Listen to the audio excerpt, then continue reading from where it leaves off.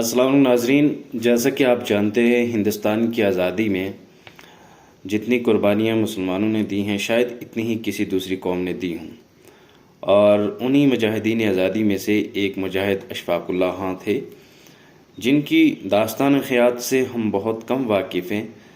آج میں معین الدین شاہین صاحب کی تحریر جو اشفاق اللہ خان کے حوالے سے بچوں کی دنیا میں چھپی ہے وہ کرنا چاہتا ہوں۔ امید کرتا ہوں کہ آپ لوگ اسے سنیں گے، چونکہ یہ بڑی معلوماتی ہے اور یہ ایسی معلومات ہے اور ایسی شخصیت کے حوالے سے یہ معلومات ہے جن کے نام سے تو ہم واقف ہیں لیکن ان کی داستان خیات سے بہت کم لوگ واقف ہیں۔ اس لیے میں نے آج اس موضوع کا انتخاب کیا ہے اور آپ کی سماعت کر رہا ہوں، آپ اسے سنیے گا۔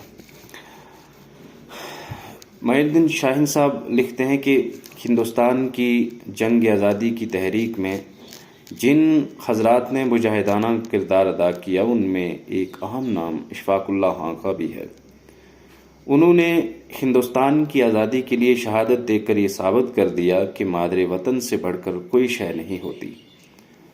بچپن ہی سے اشفاق اللہ کے دل میں وطن پرستی کا جذبہ موجود تھا، جس کا اظہار وہ وقتاً فوقتاً کرتے رہتے تھے۔ اسی لیے انہیں مجاہدین آزادی نے 1925 عیسوی میں کاکوروی معاملے میں اپنی خدمت انجام دینے کے غرض سے منتخب کیا۔ حالانکہ اسی معاملے میں انہیں پھانسی کی سزا دی گئی، لیکن ان کی زبان پر حرف شکایت کے بجائے وطن پر مر مٹنے کی خوشی کا اظہار تھا۔ یہی وجہ ہے کہ آج ان کا شمار ہندوستان کے مجاہدین آزادی کی فہرست میں نہایت ادب و احترام سے ہوتا ہے۔ اشفاق اللہ خان کا شمار ہندوستان کے مجاہدین آزادی میں ہوتا ہے۔ ان کی ولادت 22 اکتوبر 1900 عیسوی کو شاہجہاں پور یوپی کے ایک معزز افغانی پٹھان گھرانے میں ہوئی۔ ان کے والد کا نام شفیق اللہ خان اور والدہ کا نام مظہر النساء بیگم تھا۔ وہ اپنے چاروں بہن بھائیوں میں سب سے چھوٹے تھے، اسی لیے سب انہیں بہت پیار کرتے تھے اور اچھو میاں کہہ کر بلایا کرتے تھے۔ اشفاق اللہ اوائل عمری خیز وطن پرستی کے جذبے سے سرشار تھے۔ ان کی وطن پرستی کو اس وقت جلا ملی جب وہ شاہجہاں پور کے مشن ہائی اسکول میں زیر تعلیم تھے۔ یہاں ان کی ملاقات پنڈت رام پرساد بسمل سے ہوئی جو اشفاق اللہ کے بڑے بھائی کے ہم جماعت تھے اور اشفاق اللہ سے ایک جماعت آگے تھے۔ کو کہ بسمل آریہ سماجی اور اشفاق اللہ مسلمان تھے، لیکن مذہب کی بنا پر کبھی دونوں میں اختلاف نہیں ہوا۔ اس کا ایک سبب یہ تھا کہ دونوں کا مقصد وطن عزیز کو آزادی دلانا تھا۔ اشفاق اللہ اور بسمل ایک دوسرے سے حقیقی بھائی کی طرح محبت کرتے تھے۔ ایک مرتبہ اشفاق اللہ سخت بیمار ہوئے تو درد کی شدت اور بے ہوشی کے باعث رام رام رام بڑبڑانے لگے۔ ان کے والد صاحب نے یہ سمجھا کہ اشفاق اللہ آصف زدہ ہونے کے سبب ایسا کر رہے ہیں، چنانچہ انہوں نے ایک مولوی صاحب سے رابطہ کیا اور یہ بات انہیں بتائی۔ مولوی صاحب کو اشفاق اللہ اور بسمل کی دوستی کا علم تھا۔ انہوں نے بسمل کو بلا بھیجا۔ جیسے ہی وہ اشفاق اللہ کے گھر پہنچے تو اشفاق اللہ نے انہیں گلے سے لگا لیا اور ان سے گزارش کی کہ جب تک وہ صحت یاب نہ ہو جائیں بسمل ان کے پاس رہیں۔ اشفاق اللہ نے 1920 عیسوی میں تحریک خلافت کے دوران اسکول چھوڑ دیا اور عملی طور پر جہاد آزادی میں شامل ہو گئے۔ وہ ہر قیمت پر ہندوستان کی آزادی کی خواہش مند تھے، اسی لیے وہ ہر طرح کی اذیت و صعوبت برداشت کرنے کو تیار تھے، بلکہ اپنی متاع حیات تک کو قربان کرنے کا عزم کر چکے تھے۔ وہ قوم پرست شاعر تھے، ان کا تخلص خسرت تھا۔ وہ اپنے عزم کو اس طرح بیان کرتے ہیں: بھلا جذبات الفت بھی کہیں مٹنے سے مٹتے ہیں، بھلا جذبات الفت بھی کہیں مٹنے سے مٹتے ہیں، ابس ہیں دھمکیاں دار و رسن کی اور زنداں کی۔ ان کے اسی جذبے کا ثبوت ان کے ایک اور شعر سے بھی فراہم ہوتا ہے جو اکثر ان کی نوک زباں پر رہا کرتا تھا: وطن ہمارا رہے شاد کام اور آزاد، ہمارا کیا ہے اگر ہم رہے نہ رہے۔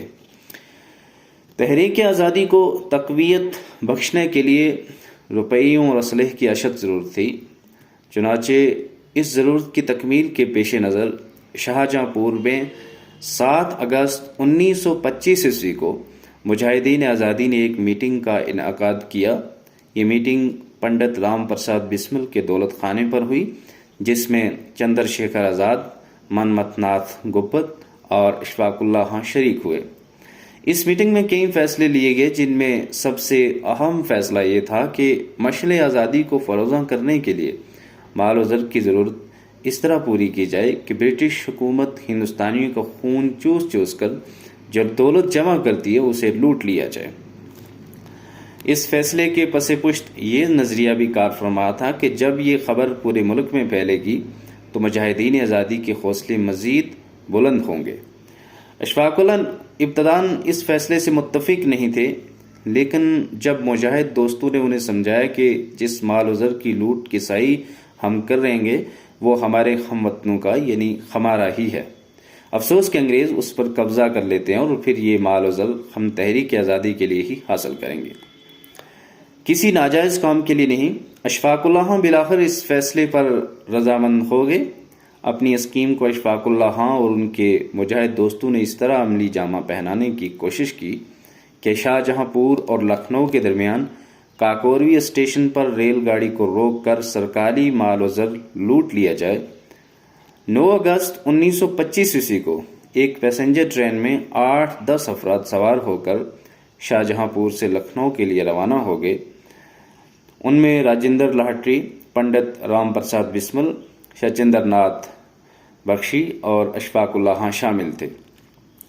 یہ حضرات الگ الگ کمپارٹمنٹ میں بیٹھے، ان کے پاس ہتھیار اور تجوری توڑنے کے اوزار بھی تھے۔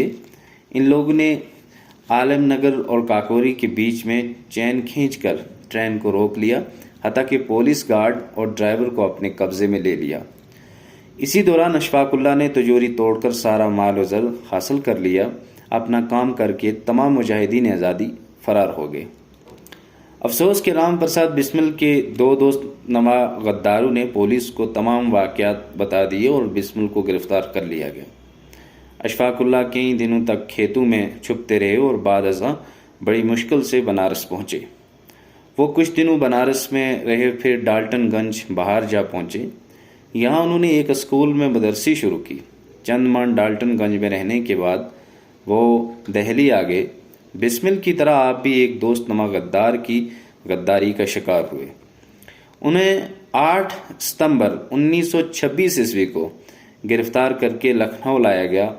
لکھنؤ جیل میں ایک آفیسر نے ان سے کہا کہ اشفاق اللہ کاکوروی معاملے کا تمام الزام رام پرساد بسمل پر لگا دیں تو انہیں معافی مل سکتی ہے، لیکن اشفاق اللہ نے صاف منع کر دیا کہ میں وطن پرست ہوں، غدار نہیں۔ کاکوروی معاملے میں اشفاق اللہ اور ان کے دیگر ساتھیوں پر مشترکہ طور پر مقدمہ چلایا گیا اور مختلف الزامات کے پیش نظر انہیں پھانسی کی سزا سنائی گئی۔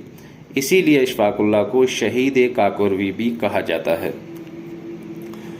پھانسی کی سزا سے ایک روز قبل ان کے چند دوست و احباب اور رشتہ دار ان سے ملنے جیل پہنچے تو انہوں نے دیکھا کہ اشفاق اللہ کے چہرے پر کسی طرح کی شکن نہیں تھی، بلکہ وہ بڑے خشاش بشاش دکھائی دیے۔ انہوں نے مذاقاً اپنے دوستوں سے کہا، کل میری شادی ہونے والی ہے، اور یہی ایک سچی محبت ہوتی ہے وطن کے تئیں۔ اور انہیں موت کا بالکل بھی خوف نہیں تھا، بلکہ ان کی زبان پر ہمیشہ یہی آرزو رہتی تھی کہ کچھ آرزو نہیں ہے آرزو تو یہ ہے، رکھتے کوئی ذرا سی خاک کہ وطن کفن میں۔ کچھ آرزو نہیں ہے آرزو تو یہ ہے، رکھ دے کوئی ذرا سی خاک وطن کفن میں۔ پھانسی کے روز یعنی 19 دسمبر 1927 عیسوی کو اشفاق اللہ صبح جلدی بیدار ہوئے، غسل کیا، فجر کی نماز پڑھی اور پھر تلاوت قرآن پاک میں مشغول ہو گئے۔ صبح 6 بجے انہیں پھانسی کے لیے لے جانے لگے تو انہوں نے ایک جھولے میں تلاوت قرآن شریف رکھ کر اپنے سینے پر لگا لیا۔ ان کی زبان پر تلاوت قرآن پاک تھی اور قدم پھانسی کے تختے کی طرف بڑھ رہے تھے۔ انہوں نے پھانسی کے پھندے کو بوسہ دی اور بلند آواز میں کہا، میرے ہاتھ کسی شخص کے خون میں رنگے ہوئے نہیں، مجھ پر لگائے گئے تمام الزامات غلط ہیں، اللہ کی عدالت میں مجھے انصاف ملے گا۔ انہوں نے جلاد کو بھی زحمت دینا پسند نہ کی اور خود ہی پھانسی کا پھندا اپنے گلے میں ڈال دیا اور پھر انہیں پھانسی دی گئی۔ شہادت کے بعد ان کے جسد حاکی کو شاہجہاں پور تکفین و تدفین کے لیے لایا گیا۔ اشفاق اللہ ہندو مسلم اتحاد کے زبردست حامی تھے۔ وہ بارہا اپنے اہل وطن سے گزارش کرتے تھے کہ مذہبی فسادات سے دور رہیں اور کندھے سے کندھا ملا کر وطن عزیز کی آزادی کے لیے کوشش کریں۔ آج ہندوستان میں اشفاق اللہ جیسے اور بھی دیش بھکتوں کی ضرورت ہے جو ہندوستانی تہذیب و تمدن اور عزم و وقار کو پھر سے بحال کر سکیں، اور ان کو پھانسی دی گئی تھی 19 دسمبر 1927 کو۔ شکریہ۔